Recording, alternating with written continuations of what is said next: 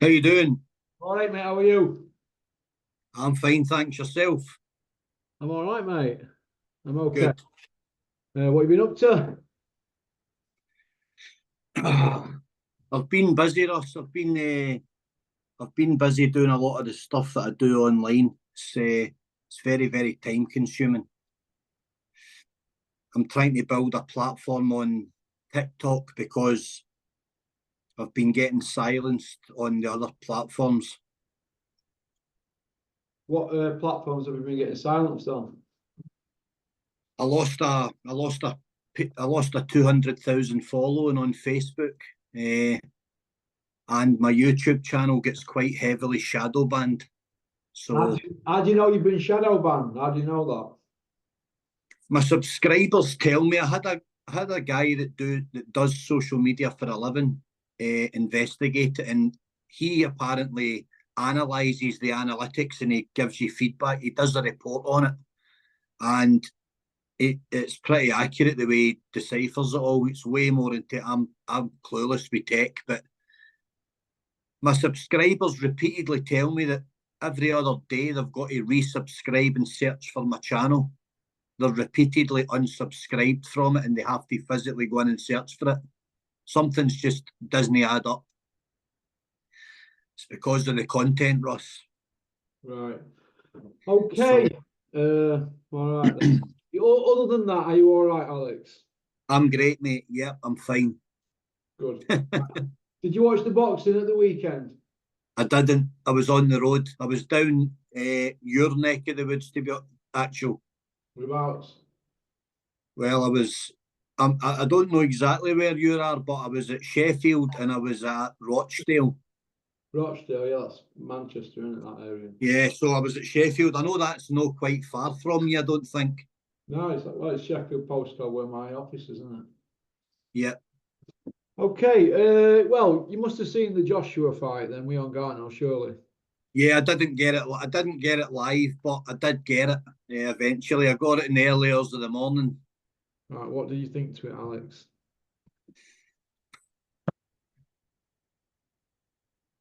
I think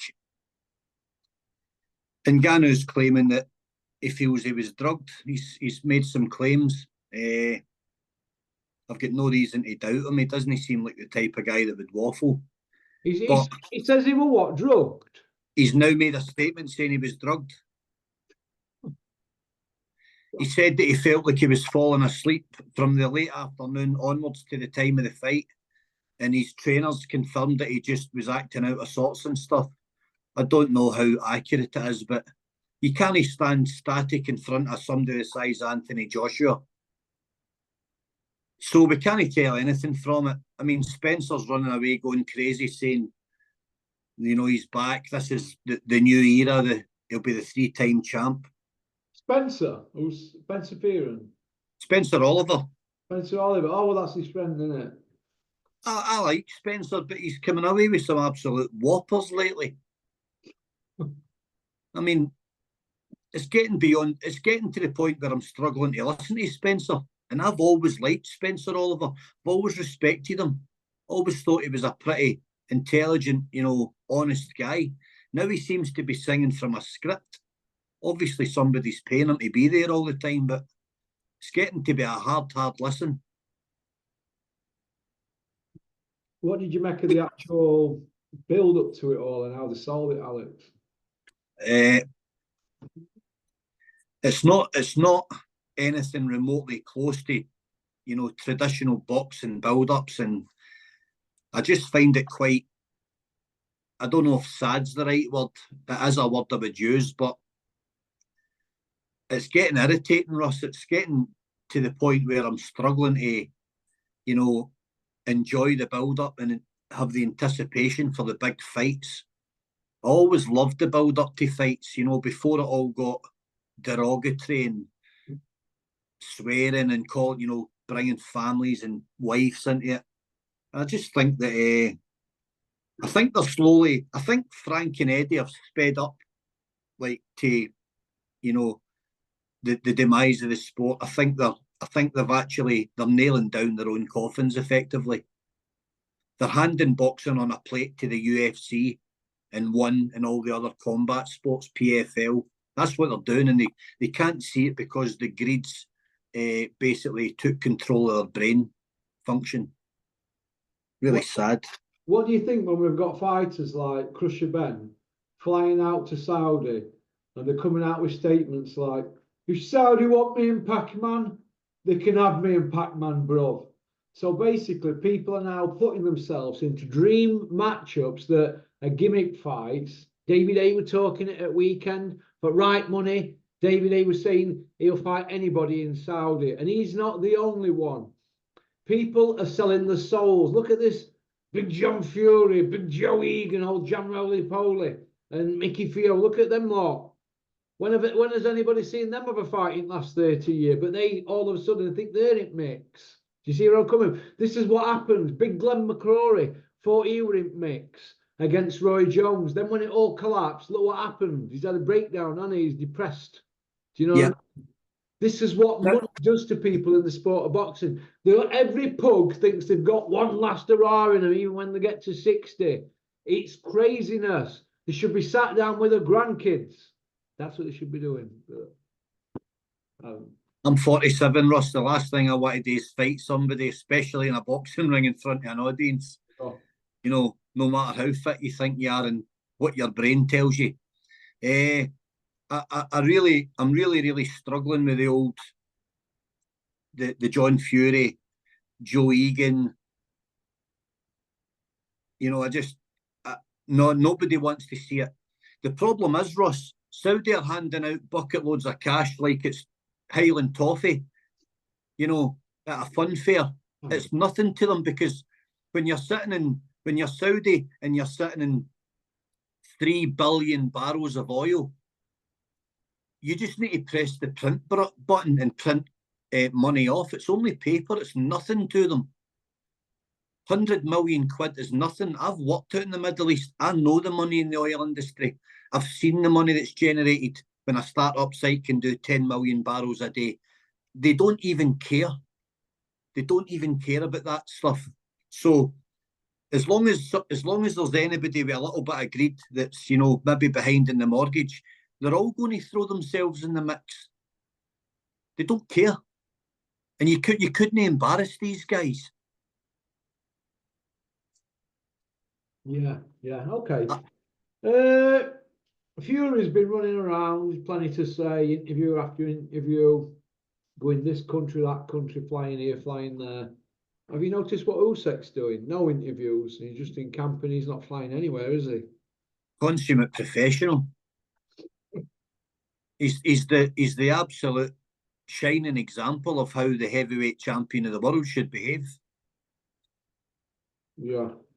I don't remember any heavyweight in history that's got such impeccable behaviour. I don't. You'll never read a bad news headline about him. Lennox Lewis were impeccable, though. He had He was. I just, you know, and I respect his career and stuff, but I always just had something. I couldn't align with Lennox. I didn't have an affinity for Lennox. Yeah. Didn't you? Why?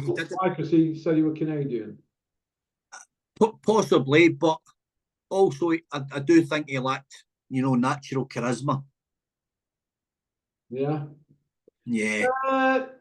Where do you see Parker going next? I mean, there's a lot of talk this morning about Parker Joshua rematch, and there's talk of Dylan White fighting in Ireland, then a Joshua rematch. Which do you think Joshua will pick next, White or Parker?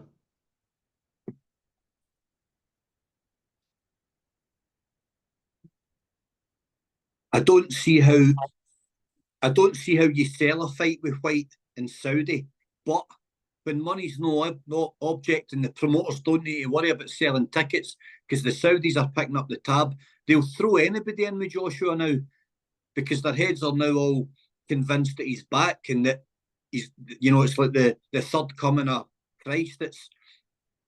They're all carried away. Francis is a mixed martial artist. He would kill pretty much any heavyweight boxer on the planet in a cage. He's had 2 fights in a boxing ring, and You know, he got clipped by the former two-time heavyweight champ. There was no real surprise there. I would have loved to have seen a different outcome in a test, a proper fight. I would have liked to have seen him wobble Anthony Joshua. We didn't get to that, and we really shouldn't have. Maybe we should have known better and expected that outcome. I think White. Listen, he's going to get the gig, right? He doesn't deserve it. I sit with you on that one. I despise drugs in boxing. I think White. I think Joshua would fancy White over Parker. Parker's absolutely got a new lease of life, and White's been very inactive, and he's got the beating of him anyway. So he'll take the easy money. You reckon? I think Parker's a problem for Joshua. Parker's full of self-belief just now. You know, and he's proved that he can. Okay, big Joe Joyce stopped him, but I mean, Joe Joyce is an absolute monster, man. Parker can take a bit of punishment. Would you like to see Dylan White against Parker again, Alex? Dillian does bring it, doesn't he? You can't take it away from him. He turns up to fight. I'll always watch the heavyweights, Ross. I just, you know, I'm getting a wee bit bitter with boxing just now because Eddie and Frank are destroying the sport that I love. And I'm really starting to watch these fights, and I used to be relaxed, sit and watch them, you know, get a cup of tea, stay up all night long. Now I'm watching them and I'm like, you guys don't know what you're doing to this sport. You're killing the sport that the British spectators love, and you're doing it in a country that's just got an abhorrent record of humanity, and you have took this sport there, and you've completely and utterly destroyed it. So I don't know what's next. I really don't. It's quite disappointing. The more I think about it, you know, funnily enough, I was looking at the British ratings earlier on BoxRec, just glancing to the heavies right down to the flyweights. And what's going on in Saudi has got an absolute effect on sites that have always been super accurate, like BoxRec. The British is all over the place. They've still got, like guys that have long retired listed. Glasgow fighters, they're long gone. Wee Cash Farouk, he's been away a good few years. He's still up there, I think, number 3 or 4. The whole thing's all over the place. I'm surprised they've not still got Scott Harrison at number 2 somewhere. And it just tells me that nobody's investing in it, because I do believe, even whoever owns BoxRec, I believe that they can see what's coming. British boxing, where's the investment? The British Boxing Board of Control are dinosaurs. They should all be in jail for the corruption involved with them. And there's no investment. There's very few people that are lighting the sport up. And I just wonder, is that because the real top guys that control the funds and the purses, Eddie, Frank, have they just basically said to all the British fighters, you're on your own, you know, we only want the 1 or 2 top guys at each division. We've got no interest in the tops, you know, 3 to 7, 10 to 15. We're not interested in you guys. You can sail your own ships. You're on your own. I don't see where the investment is, and I don't see that they care. That's a worry. What incentive has a young guy got to come into this sport? Campbell Hatton, people slag him rotten. He's doing it right. He's going for an area title. It may well be meaningless, but he's a young boy at the start of his career. His uncle Matthew's looking after him, and deep down, they possibly know he'll never be elite. He might never. Very few people will ever equal Ricky Hatton, let's be honest. But they're trying to do him the right way. Win a few titles, you know, eventually maybe fight for a British. Who knows? Will he ever go higher than that? I don't know. Well, he's handed it the right way, didn't he? Because he just about swerved everybody, his old man, didn't he? They parked him up fighting WBU fights for about 15, 16 times, milking them Manchester ticket sales. while letting Costa Zoo get old and then swerving Junior Witter for 5 years. I know. I do think that I do always think back to Whitter never got the starry heights. He never got the big paydays. He never. And I don't even know. I think he's probably still sitting with a mortgage and bills like everybody else. And Whitter would have been a tough fight for Ricky Hatton. He was everything that Ricky Hatton would have struggled with. We'll never know. And you're right.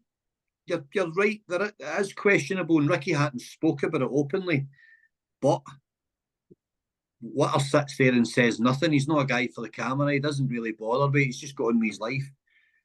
There's strong arguments as well that, you know, Calzaghe, who's a phenomenal champion, had a bit of a easy run up to the numbers game, you know what I mean? Maybe his first 20 guys were, I mean, try and name them. try and name half the guys in the resume. It's difficult.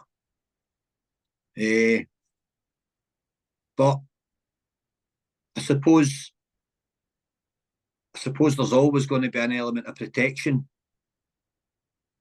You know, I know Big Matt Legg, who fought AJ early on, and I think Matt told me that he got 6 or 7 grand for that fight, and you know, it was his biggest ever payday. And he took it at a couple of weeks' notice. Where's the incentive to put in a full camp and devote your life to a sport when you might get 2 or 3 fights a year at 5 or 6 grand? 15 grand to get your head punched in a year. And that's as a heavyweight. British boxing's dead in the water, Russ. Yeah. Moving on to brighter things then. Do you think that Tyson Fury will put Parker in front of the Joshua fight? You know, and keep putting obstacles in front, because Tyson likes to put obstacles in front, like he did David Price and like he did Joshua, basically. And then when they get beat, he can say, I told you they were useless anyway. Do you think he'll do that now that Joshua's coming good, although against limited opposition? Because let's have it right. Ruiz, he beat him in 2019. That's his last champion win. So we're 2024, and all of a sudden, Joshua's best thing since sliced. But in the last 5 years, who has he beat? Nobody, right? So No. don't feed me all this. He's back. He's baddest man on planet. I don't want to hear it. But do you think Tyson will take him after Usyk, or do you think they'll let him fight a few more fights and let him go on outside and maybe get another loss? What do you think, Alex? I think Tyson, for all his brashness and his apparent confidence, I think deep down he knows that Anthony Joshua is a elite athlete. He's a massive frame of a man. He's very powerful. He knows that one punch can switch him off. He has been down several times. I would possibly think that he would like to see Joshua maybe getting clipped by somebody again to try and make him even more chinny. You know, let somebody else do the damage and then mop up what's left over. Tyson appears to be very... I like Tyson, I'm not going to lie. But he appears to be very, very cunning and wily. You know, he's quite cute with the games he plays. And you can say people will go, everybody's always, oh, he's on the packet, he's off his nut, he's, you know, bipolar. I think he likes to act a madman, but deep down, I think he's very cunning about how he picks and who he picks to fight and the timing of his fights. You know what I mean? We're not living in an era of great heavyweights, so we're picking the best of a bad bunch. So we'll never know the true depth of these guys. We'll never know how good. I don't think we'll ever know truly how good Tyson Fury is, because I don't think we've ever seen him at his best. I really don't. A long, tough fight against a, you know, extremely durable, legitimate elite heavyweight. We've never seen it. Wilder wasn't that. Wilder was a one-trick pony. His boxing was diabolical. Yeah, I agree with you on that one, Alex. trainers in the sport of boxing, do you feel that Adam Booth gets a bit of stick, but he's like unwinding now? Because we don't seem to hear much about Adam Booth nowadays, do we? Do you think he's like a bit in the background, or he's just got to that stage where he don't feel that he needs to be in every interview and he's a bit of a backstager? I don't know. What do you think? Background? Yeah, I think there was a lot of quite sinister, unfounded allegations made about him that seemed to fizzle out eventually. And, people saying that he was just untrustworthy and stuff like that. And I think he's maybe a bit scunnered with the whole thing. And also, these short, quick, grab and go interviews with promoters and fighters and people leaving arenas. I spend a lot of time on YouTube, Russ, and where it like Talk Sport and stuff, Simon Jordan's now in it, where it complete and utter saturation with interviews. I cannot believe the amount of interviews on a daily basis I see in clips. And I mean, where the hell did they get the time? And where is it that they are that they're meeting each other like this all the time? Where do you need to place yourself? Because these content builders like Coogan Cassius, right, who I'm not a fan of, I know that they're in the mix because they're yes men. They're getting the opportunities. So they know where to place themselves. They're getting the invites. Somebody's paying for their flights. They're there.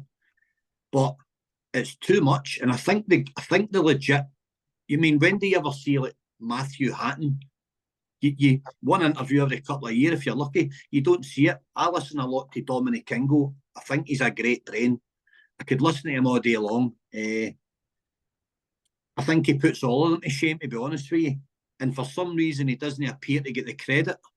I don't know why that is.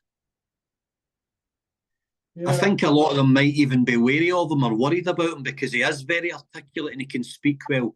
He's a great analyst. Oh, Dominic. I think they fear that. Sorry? Dominic Ingle. Yeah.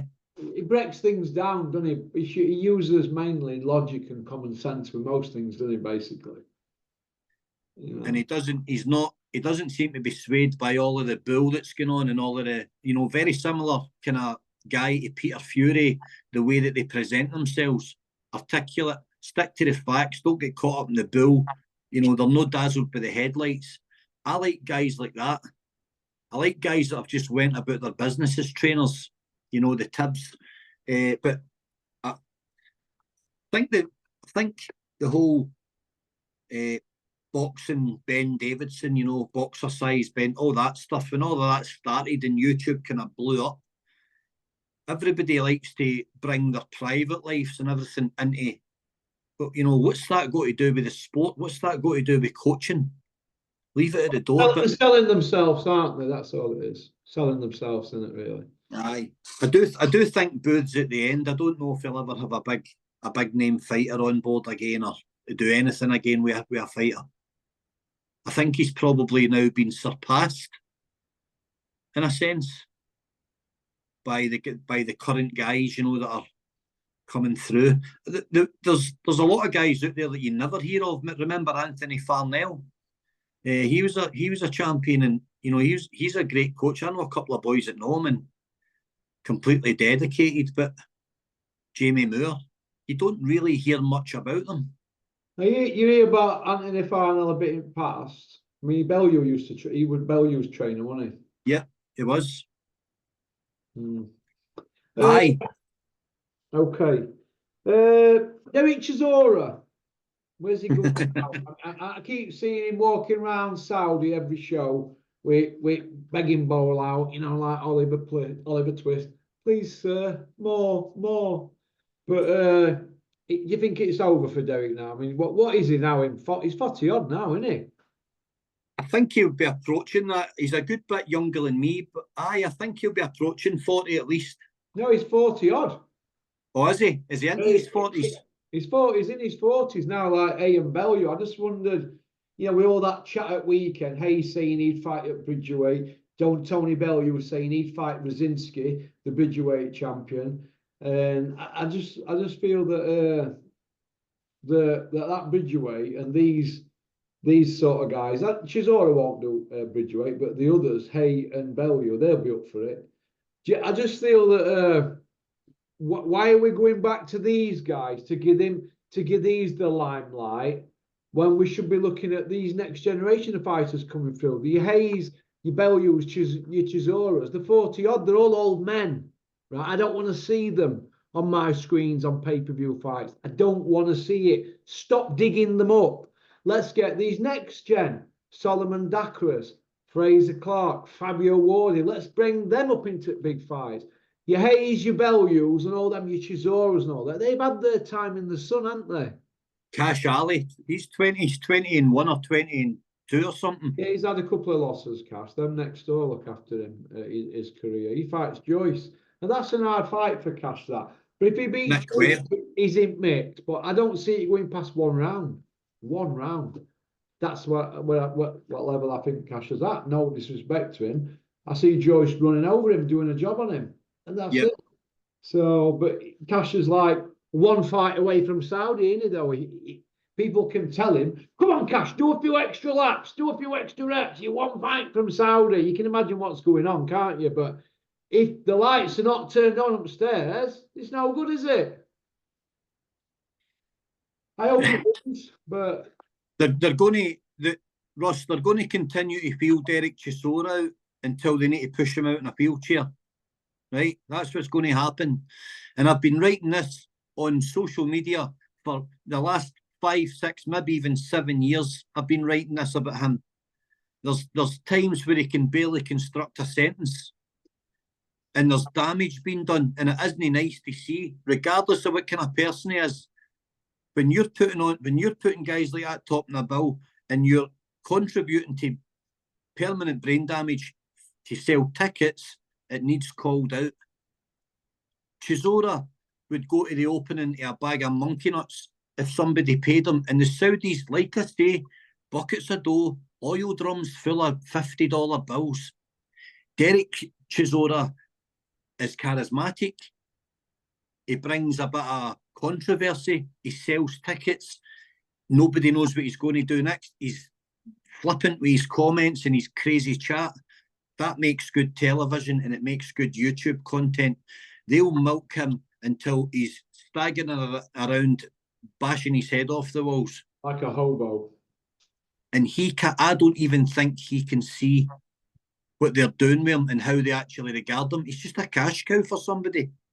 But he's clearly obsessed with money. So he's going to continue to go to Saudi. They're all walking about with the dress. They're all now wearing the Saudi dress.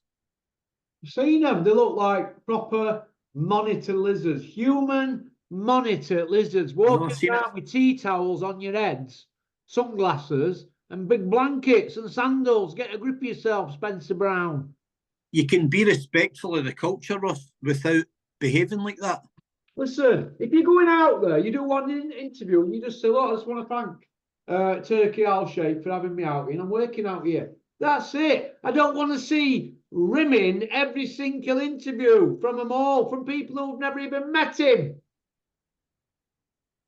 But they're desperate to meet him. Listen, mate. Do you think you get me out there? I'm not going out there to start. I don't go out there for a gold pig. I don't end up coming back with no arms and legs or something. Yeah, I declined a job in it because of what I believe in. And if I went and took the job and it was a good job and it would have retired me, then I'm a hypocrite and I'm a liar. Yeah. And I'm not prepared to be that anymore for a good wage or a good living. I don't like it. I don't like what goes on. I don't like the record. And I'm not a fan of taking our sport solely to that country. A country that has got absolutely no clue at all about the history of boxing or what boxing means to British and European fans and American fans. And I just don't get it. I can't believe that they've done it and that they've been unchallenged. They deserve to be called out at every platform. And I do believe that these guys see a portion of your content. I think they're too egotistical to ignore your content and your clever I'm not clued up with editing and stuff, but see those, what do you call them? The start of your videos, the wee pictures you make, what do you call them? On your YouTube channel, the thumbnails. Oh, The thumbnails. Yeah. See those thumbnails? It must drive them nuts because, like, I do believe that they see your content. I know they'll be busy in that, but there will be stuff they watch. They've got to watch it because they really need to know what's going on. Listen, mate, half of them, right, when they see my contracts, I do know a lot of people who know certain people who are roast. I don't mean anything by it, but when I used to do helmets, I'm not going to say who, but I had somebody ring me up, right, and he said, I feel a little bit left out. I said, why? What do you mean?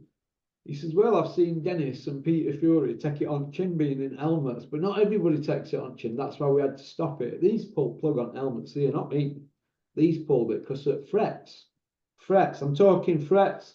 Ringing a multi-million-pound business, this is it. Ringing here, making frets.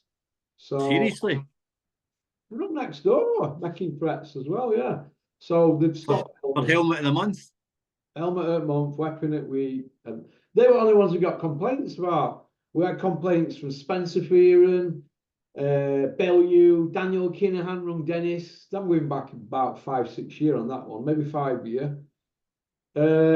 Peter Fury, I had to go see him. He was all right at the party. He took it on chin, even did a little bit of an intro for me. But not everybody wants to take it on chin, do they? So sometimes I get a little bit personal. I don't mean to. But if you're going to put yourself out there and behave like a cock, and that ice breaks, I think it's fair game. I cop it on here, don't I? I can take it on chin, so why can't these? Look, at the end of the day, when all's said and done, it's a load of men who are insecure. And they want everybody to say, you're fastest boxer, you've got hardest punch, you've got the quickest feet. But not everybody's got all three, have they? You know, Ray Leonard had fastest feet, fastest hands, but he didn't have hardest punch. Pryor had hardest punch, Aaron Pryor. So he swerved him, didn't it? And you can go on and on and on, can't you? You know, but not everybody's got best punch, best feet, fastest hands. So people are insecure if you say, yeah, you're a good boxer, but you haven't no power, or you're a good boxer, no feet, or your hands are not quick. They could fall out with you at the drop of an hat because it's a macho sport, isn't it? But if you want to behave like a dick, I'll be watching if somebody sends me it. Do you want to go on to part 2, Alex? Sorry, click on to the third link because we missed the first one, didn't we? Right, okay. All right, see you in a minute. Right. Thanks for liking and subscribing and leaving a comment. Go on, booyaka.